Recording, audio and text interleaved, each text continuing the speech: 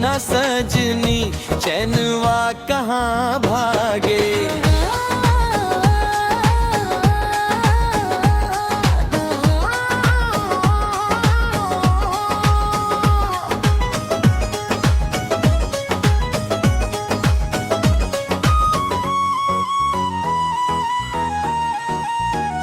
लाल लाल होठवा गुलाबी तोर गाल, देखते ही हो जाला दिलवा बेहाल।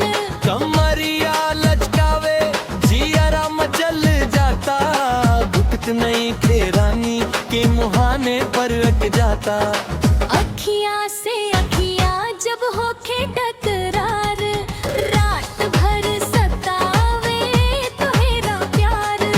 धुत दौड़ के काहे में दरवा लग जाता, नाम तो हर सुनते ही मनवा बहक जाता। हो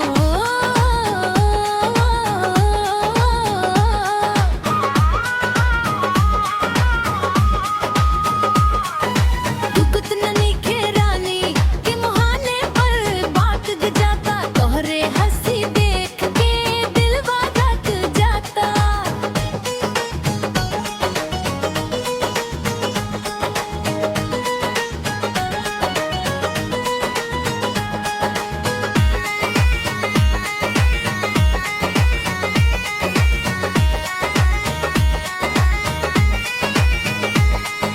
चुनरी उड़ेला हवा जब चल जाला, देख के तो हेरा दिलवा पिघल जाला। सज धज के निकले तू गाँव के बाजार, तोहरे पीछे घूमे सारा संसार। रोज रोज सपना में आईबू हो रानी, तोहरे बिना सुनी लागे जिंदगानी। एक बेर कहदा हाँ किस्मत चमक जाता, धुकत नहीं खे रानी के मुहाने पर अट जाता।